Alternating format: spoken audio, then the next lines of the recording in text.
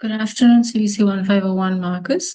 Welcome to this marking session again. This is CBC1501 Assessment 3, the Portfolio of Evidence, the POE for Semester 2, 2025.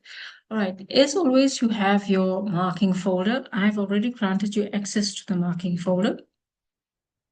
And the folder should be CBC1501 2025 S2A3. Make sure you're in the right folder. And as always, we have the 3 different folders. The study materials is number 2. Go into that. Remember, we have the Declaration of Originality, which has changed slightly. All our policies on ethics and academic integrity. The online learning guides. Remember, for each learning unit, there's an online learning guide, except for Learning Unit 1 and Learning Unit 11. There's no online learning resource.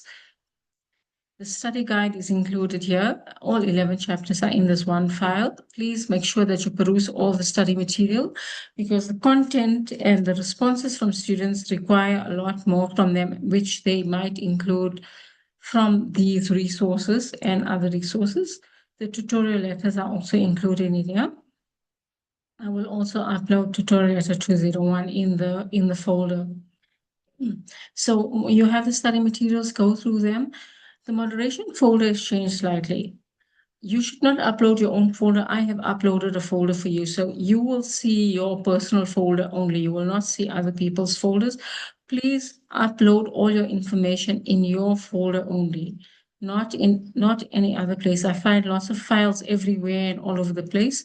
Please, you put your 3 scripts for moderation in here. And once you completed marking, please just create a folder called marked files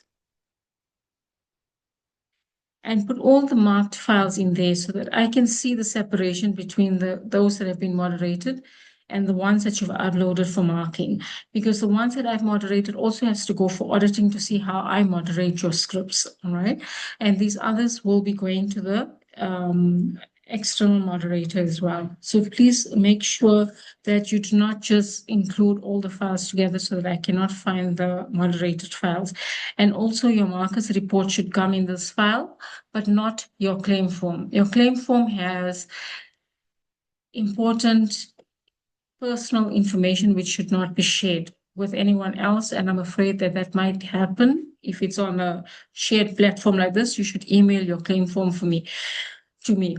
Please, markers, do not write directly in here. Download the report, fill it in and upload it in your folder. Do not fill it in here. I have put settings where you should not be able to fill in, but you know how settings are. They do get a bit disrupted sometimes. The claim form also, please download this claim form because I've put the details on where you need to include the assessment claim in. So please download the claim form on your computer, fill it in and email it to me.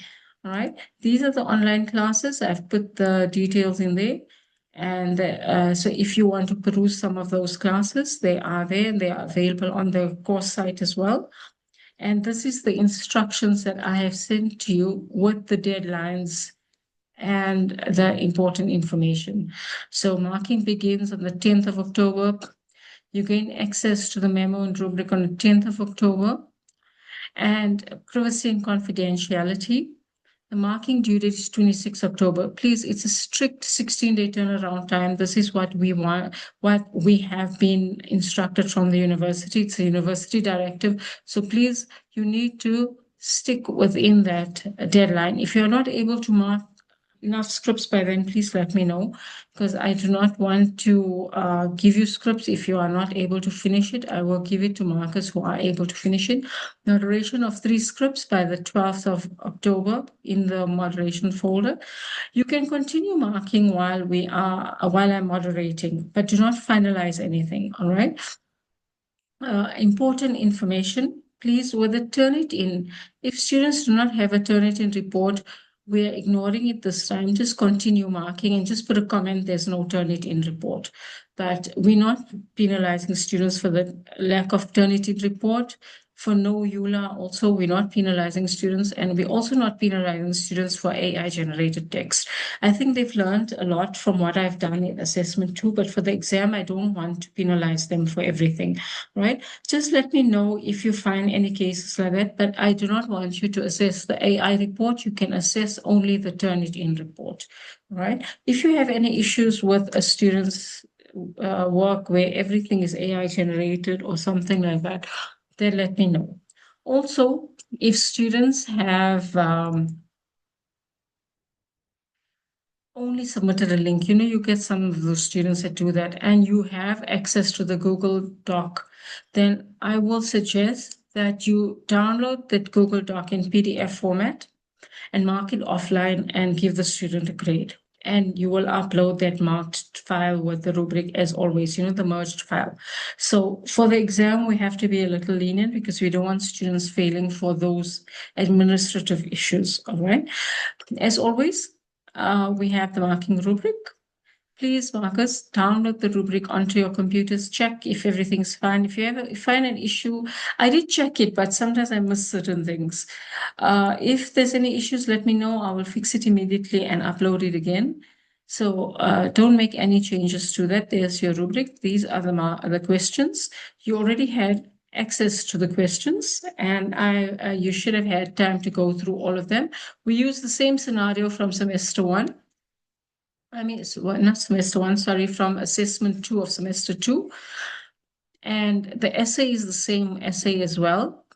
So the only thing with the essay is that it's slightly longer and they needed to add one more substantiating statement. So when you're reading the Turnitin report, please ignore the similarities to the student's own work from assessment 2, all right? Because this is what we wanted the students to rework. It's a way of scaffolding their learning so they can apply what they have learned from the comments we've given them, all right? Now, I will go through the marking memorandum now, and then what else they had to do is a memo, organizational memo, and they also had to have an outline of a talk, and everything's basically leading from the case study that we have provided in assessment 2. So it forms a sort of a learning curve for students because it's accumulated learning for the student. The memo, which will be available tomorrow morning on the 10th of October.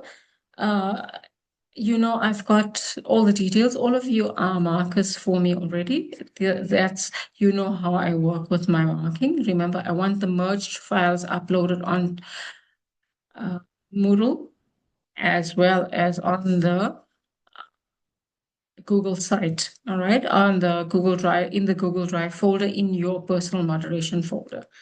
And you'll see that the similarities slightly changed. Remember, we do similarities per question. So we're only looking at the Turnitin report. I don't want you to look at the AI-generated report unless you're seeing an issue. If you see something like, 70, 80%, 100%, just let me know and I can see how to handle it. Otherwise, anything below that, like anything below 50% and below of AI generated text, I'm not really worried about, right? So don't penalize a student for that. Please be careful with the exam. We need to be a bit careful. If the student has only provided a link and the link is accessible to the Google Drive or a Google Doc, mark it offline. If it's not accessible, just let me know. I will see what I can do with the student, all right? But I hope we don't get that. All right, you have access to the marker guideline video, access to assessment 3 guidelines we gave to students, so you know what is expected. You know what is expected of the student and the naming convention and all that. So please check this carefully. And remember, you can download the PDF and check the link if the link is working, all right? Otherwise, it does not show on Moodle. Now, the essay, although it's the same essay, we wanted one more substantiating statement per paragraph in the body. So what I've done in the formatting, you need to check the title, the planning, that's the brainstorming. Check if the body has 6 relevant topic sentences. Just give it an overview. You see that there are 6 topic sentences and they are related to nonverbal communication and inclusive communication. Give them that 1 mark. Check that each of the 6 paragraphs of the body has 3 substantiating statements, give them the 2 marks. If you seeing, there's less or whatever, you can reduce the marks, all right? If they're not relevant, you don't give the mark, all right? So there's 2 marks for that, just to check the formatting of it. Because we, in the content, we're checking actually if they are related to these aspects. So when you are grading the content, we don't look at how many substantiating statements they are and whatever. You're looking at that in the formatting, but in the content, you're looking at what exactly the student has included, right? So I hope that makes sense to you, right? So we've got the 9 aspects of the content. Introduction, you know that with a thesis statement, overview of content. 3.8 is the conclusion, a rounding off of the arguments without adding, there shouldn't be new information added there. The in-text referencing and list of sources consulted. I wanted 2 in-text references, right? So they could have used the same 2 all over, it's fine. So basically, because they're first-year students and they're learning, and I think they are learning, you can give 2 marks if they have 2 in-text references. And the list of sources consulted, I wanted 3 sources. Now, why I wanted 3 sources? Because at least 1 tutorial letter should have been included there, although it's not included in the in-text citation. So the 2 references that I've cited in text will come in a list of sources, as well as 1 tutorial letter. Any tutorial letter could have been included there, all right? So I'm being lenient with the students because they're first years, at least they're trying to learn what is referencing and things, right? And appropriate referencing. So for the rest of the content, 3.2 to 3.7, we're dealing with those aspects that I wanted from them. That's overview of science communication challenges, the difference between hearing and listening, 2 barriers to listening presented in the case study, 2 categories of nonverbal communication, 2 functions of nonverbal communication, 2 practical strategies to improve communication. I give you examples in the memo, but if students have slightly different examples, they're appropriate, please give them the marks, right? Let me show you, right? You can see I've got all the examples. See, I've given you examples of topic sentences. They don't have to be the same as mine, but I've given you more or less what students could have done. If there's something different and it's related to that, please read a bit more, read the online resources, read the study guide. You'll see there's a lot of information in there. If students used any of that information, if anything they've included that I have not included, you can also check. You can research it and see. If it's appropriate, it's fine. I've given you some examples of how I wanted things done in substantiating statements. So at a glance, you can have a look. You can already see, okay, I can see the student has 6 paragraphs. There's a topic sentence in each. And if I look at the topic sentences, it talks of communication challenges, talks of barriers to communication, nonverbal communication. I see, okay, there's 6 appropriate topic sentences, 6 marks. I see there's 3 substantiating statements per paragraph. Okay, that's fine. I see they are related and relevant. I give the student the 2 marks there in formatting. All right, so I hope that makes sense. Please, Marcus, you must check grammatical accuracy in spelling. Don't just give 3 the full marks if there's errors, and don't give 0 if there are very few errors. All right, if there's just a few small errors, and you minus half a mark or 1 mark, but not. We have to be fair. All right, you start from a 50%. So in grammatical accuracy, 1.5. You see, has a student got a lot of errors, and you give a 50%, that it's still acceptable.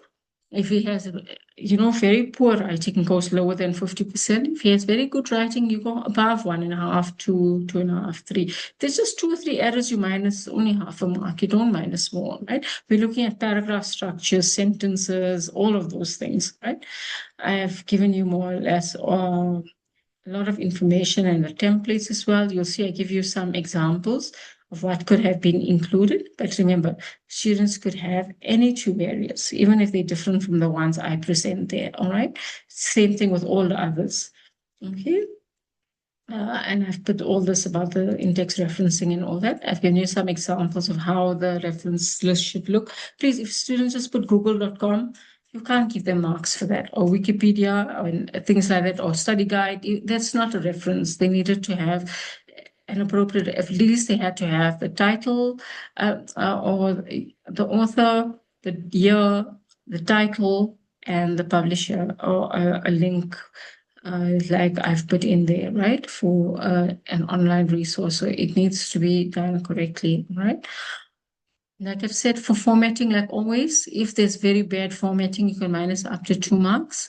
And similarity and plagiarism, I'm ignoring the AI. Unless the AI is more than 50%, then you just let me know and I'll see how to deal with it. Otherwise, we don't have to go into the AI report, all right? Because you see the AI percentage when you open the Turnitin report. So I'm only worried about similarity at the moment.